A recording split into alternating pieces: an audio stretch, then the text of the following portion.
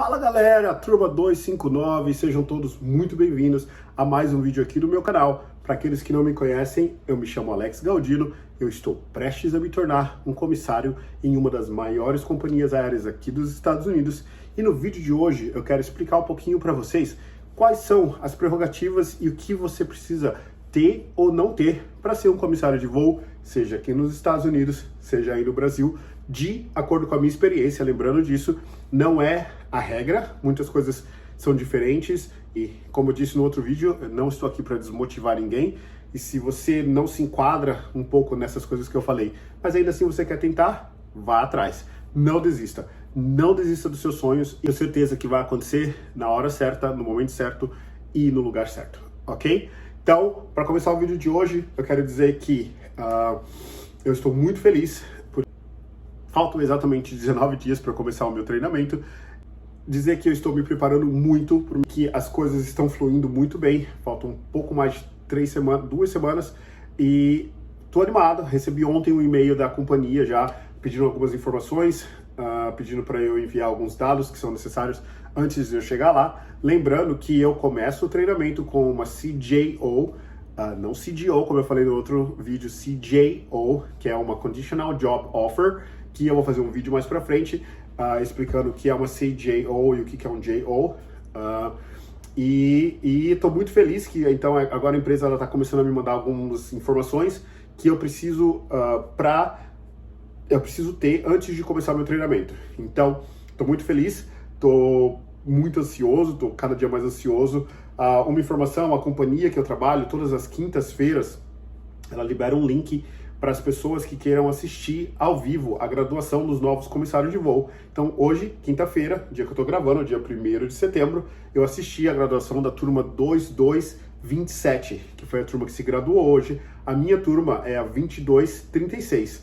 Então, quando eu estiver mais perto da minha graduação, eu vou deixar o link e quem quiser assistir a minha graduação, me ver na televisão, me ver no canal do YouTube, vocês vão ser todos muito bem-vindos para assistir, ok? Eu vou começar com as minhas experiências no Brasil, tá? No Brasil, acho que todo mundo que está assistindo esse vídeo ou que está chegando agora, que é ou que está estudando ou que pretende estudar para ser um comissário de voo, precisa saber e precisa ter a ideia do que eles precisam ou não. Então, no Brasil, a primeira coisa que você precisa ter, obrigatoriamente, é um curso em uma escola certificada. Como eu disse, eu fiz o meu curso de comissário na Escola Master, que eu amei. Foram mais ou menos 6 meses de curso, eu estudava à noite e eu era da turma 259 e por isso veio a inspiração para o nome do meu canal. Voo 259 veio da turma 259. Então, isso foi no ano de 2011 e a minha turma era uma turma cheia, uma turma muito legal e eu tenho contato com alguns deles ainda e também eu fiz alguns amigos de outra turma que eu ainda tenho muito contato. Que é o caso do Caio, que hoje ele voa na Azul. Uma das coisas, obrigatoriamente, é ter o curso de comissário de voo aí no Brasil. E não só isso, você precisa fazer o ANAC. Assim que você se forma na escola e você tem um bom aproveitamento na escola, a escola te encaminha para fazer uma prova na ANAC, que na minha época, eu não sei se mudou, em 2011, eram 80 perguntas e você tinha que acertar pelo menos, se eu não me engano, 85% daquelas perguntas. Eu lembro que no meu caso, das 80 perguntas, eu errei 2, eu fiz a minha prova, eles te dão 45 minutos, eu fiz a minha prova em mais ou menos 25 e eu tive que ficar esperando, porque você não pode terminar antes de 45 minutos, na minha época, eu não sei se mudou. Então eu tomei aqueles 20 minutos para revisar, ainda assim eu errei 2 questões, mas eu tive 98%, 97, 98% de aprovação e saí de lá feliz da vida. Claro, depois de 6 meses estudando, depois de tudo, você sair com o seu certificado da ANAC é lindo. Outra coisa que é necessário no Brasil, você tem que ter o seu CMA, o CMA, né, que é o seu certificado médico, que tem que ser feito por uma clínica credenciada pela ANAC. Na minha época, eu fiz uma clínica que ficava perto do Sambódromo do IMB. Então eu lembro que eu fui lá, no aeroporto Campo de Marte, se eu não me engano. Me corrijam se eu estiver errado, porque já faz muitos anos, eu não lembro. Mas eu fui lá, foi uma manhã inteira que eu tive que fazer um monte de teste, eu tive que falar com o psicólogo, eu tive que fazer um monte de coisa. E eu saí de lá com o CMA. Depois disso, eu fiquei sabendo que a ANAC liberou para algumas clínicas fazerem, então aparentemente ficou mais fácil fazer. Na minha época, infelizmente, só tinha esse lugar, então eu fui lá, fiquei uma manhã inteira.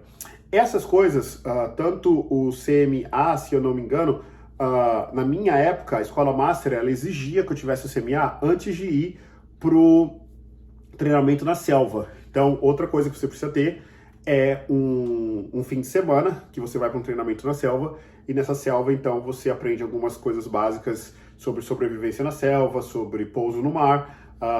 Não tem aí no Brasil gelo, talvez no Rio Grande do Sul, mas dificilmente um voo do Brasil vai pousar na neve, mas aqui nos Estados Unidos a gente tem. Então, se eu não me engano, essas são as coisas mais importantes que você precisa ter. Eu vou listar aqui do lado, então, são primeiro, o curso de comissário de voo, segundo, o CMA e a sobrevivência na selva, e terceiro, né? E quarto, então, a aprovação da ANAC. Depois disso, você vai pegar todo esse material, todos esses certificados, os números, você vai fazer o seu currículo, você vai cadastrar quando as empresas abrirem para uma vaga de comissário aí no Brasil. Algumas coisas que não são obrigatórias, mas que ajudam muito, é ter um curso ou falar um outro idioma. Ter um curso não, falar um outro idioma, pelo menos um. Então assim, aí eu tenho certeza que as pessoas vão me perguntar, mas curso é muito caro, curso de inglês é muito caro, curso de espanhol é muito caro. Eu sei que é caro. Eu tenho noção disso porque eu nunca pisei numa escola de inglês, eu nunca pisei numa escola de espanhol, eu nunca pisei numa escola de italiano. Tudo que eu aprendi desses idiomas, eu aprendi sozinho, autodidático.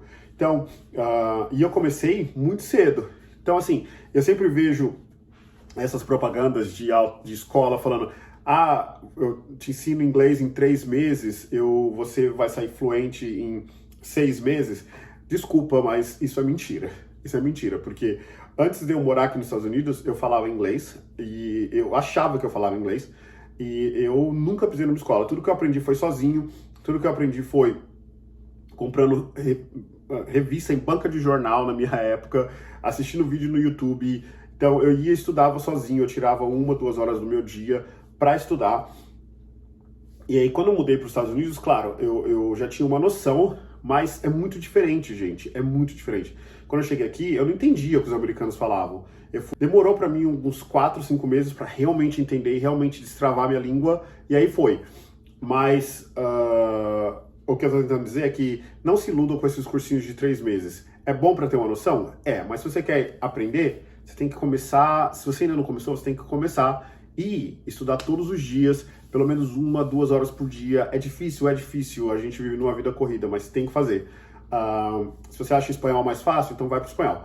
Mas o que eu quero dizer não é obrigatório, aparentemente, não mais, mas ajuda muito quando você vai fazer uma entrevista de comissário de voo e ela te pergunta, você sabe outro idioma? Sim, eu sei. Entendeu? Isso vai ajudar muito. Outra coisa que é muito importante, não é prerrogativo, mas é muito importante, é você ter qualquer tipo de experiência com o cliente, como serviço ao cliente.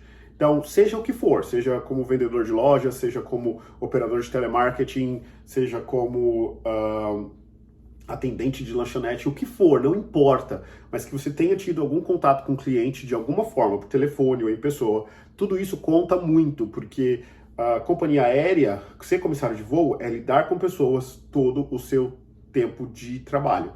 Da hora que você entra no avião até a hora que você sai, você está lidando com pessoas.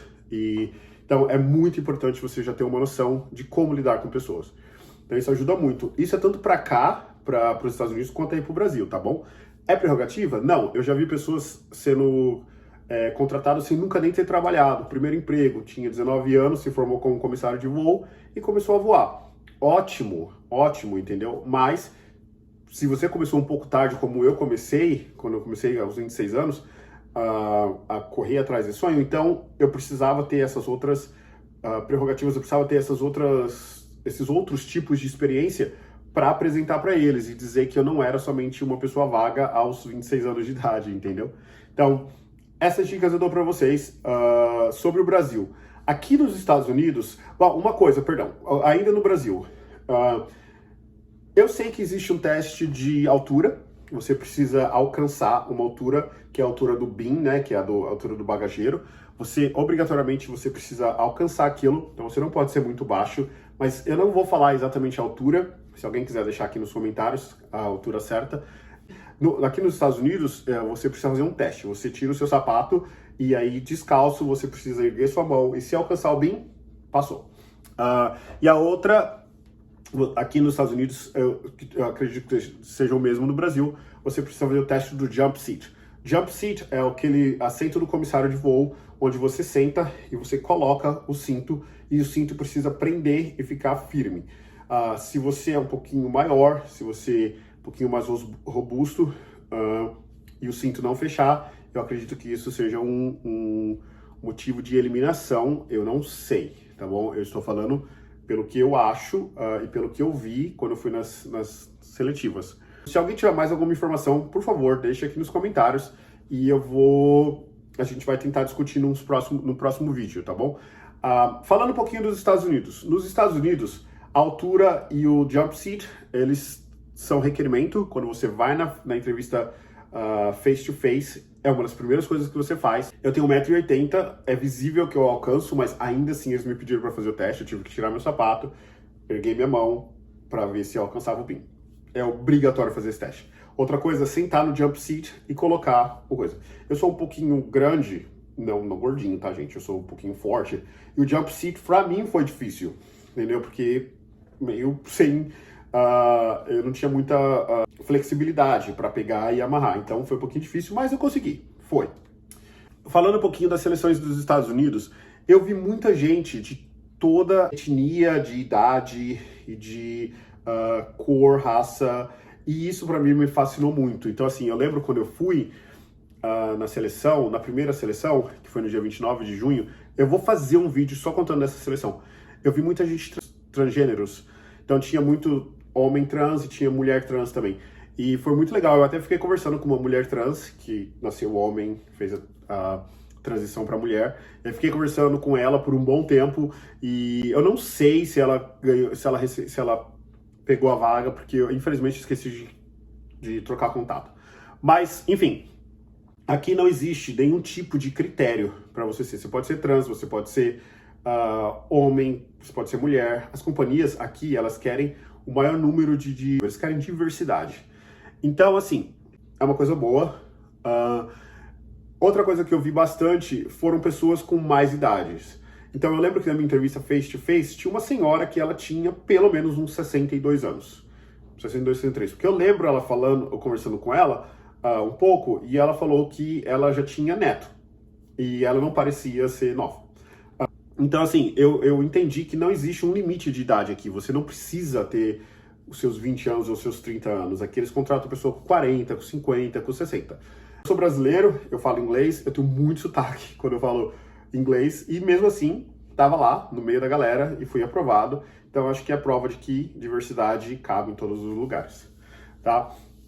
Depois disso tem todo um outro processo, que é o background check, que é o seu drug test, que também é diferente do Brasil. Eu sei que no Brasil os drug tests são eles fazem com o cabelo e eles conseguem pegar até 6 meses de alguma impureza ou alguma substância não autorizada no seu corpo. Aqui nos Estados Unidos, eles só fazem o da urina, que só pega por 5 dias. Então... se alguém quiser usar droga no sábado e fazer o teste na sexta-feira, provavelmente ele não vai ser pego nesse teste. O background check. O background check é um pouquinho chato. Eles reviram a sua vida nos últimos 10 anos, literalmente. Então, eles vão te mandar um e-mail da companhia que faz o background check, que não é a companhia que você trabalha, eles contratam uma outra empresa. E aí você tem que preencher um mega de um formulário com um monte de informação sobre seus últimos trabalhos, onde você morou nos últimos 10 anos. Se você trabalhou em um emprego só nos últimos 10 anos, ótimo. Não foi o meu caso, porque eu mudei para cá em 2015 e aqui nos Estados Unidos eu já tive mais ou menos uns 4 empregos. Então, eu tive que colocar a informação de todos esses empregos, eu tive que colocar a informação dos meus empregos no Brasil antes de eu mudar para cá. E aí nos últimos 10 anos da minha vida, eles literalmente reviram, eles ligaram na escola onde eu me formei para saber se realmente tinha me formado lá. Então, é complicado? É complicado, é um pouco estressante, porque fica indo e voltando e-mail, você pensa, tá tudo bem, deu tudo certo, de repente você recebe e-mail falando, olha, a informação não tá correta, a gente precisa que você explique o que tá acontecendo aqui, ou nos deu uma outra opção de como averiguar essa informação. No caso, para mim, eu posso dizer, eu tinha muitos problemas porque uma das empresas que eu trabalhei fechou durante a pandemia, né? Então, se a empresa fechou, não tem como eles contactarem a empresa para saber se eu trabalhei lá ou não. Então, eu mandei a informação, depois de uma semana, eu falei, tá tudo bem. Eu recebi um e-mail depois de uma semana falando, olha, a gente não conseguiu contratar essa empresa, a gente precisa que você nos dê uma prova de que você trabalhou lá mesmo. E aí lá vai eu procurar nos meus arquivos os olerites da empresa. Sorte que eu tinha guardado os olerites, então eu mandei uns 3 ou 4 olerites, falando, olha, tá aqui meus olerites, não tenho todos, mas isso é da época que eu trabalhei. E aí eles aceitaram, eles falaram, não, isso é suficiente para provar que realmente você trabalhou na empresa. Ótimo. Tem uma coisa aqui que me irritou um pouco, mas deve ser padrão. Você não pode ficar um mês sem trabalhar, entendeu? Se você ficar um mês inteiro sem trabalhar, no período de 30 dias, você precisa explicar para eles por que vocês não trabalharam por 30 dias. Então, eu fiquei um tempo sem trabalhar, e aí eu achei muito engraçado que, assim, eu saí do meu emprego no começo da pandemia, e eu não trabalhei até junho, porque primeiro eu tive Covid, depois estava no meio da pandemia, ninguém estava contratando. E aí eu recebi um e-mail deles falando, olha, você precisa explicar porque você não trabalhou de março de 2020 até julho de 2020. E aí eu fiquei pensando, eu falei, caramba, tipo, era uma pandemia, ninguém estava trabalhando, sabe? Então eu tive que explicar, eu tive que fazer uma carta de mão, assinar, falando, olha, não trabalhei porque eu fiquei doente com a Covid, e logo depois as empresas não estavam contratando, então não tinha como eu trabalhar, não era que eu não quisesse trabalhar, não tinha como. Eles aceitaram, de boa, mas em alguns casos você tem que provar por quê. Aí no Brasil, eu sei, a política é um pouco diferente, as coisas devem ter mudado nesses 10, 12 anos em que eu fiz as minhas entrevistas. Aqui nos Estados Unidos, as entrevistas são mais fáceis, em compensação, o pós-entrevista, até você começar, é um pouco mais chato, mas é tudo possível, não é nada que você vai se matar e falar, não vou conseguir fazer, entendeu? Então é isso. Alguma dúvida, alguma questão, coloque aqui nos comentários. Não esqueçam de se inscrever no meu canal, ativem o sininho para vocês receberem quando eu lançar novos vídeos. Espero que vocês tenham gostado. Por favor, entrem em contato comigo se vocês tiverem. As minhas redes sociais estão aqui, o TikTok e o Instagram. E é isso. Um beijo para vocês. Até o próximo vídeo. Tchau!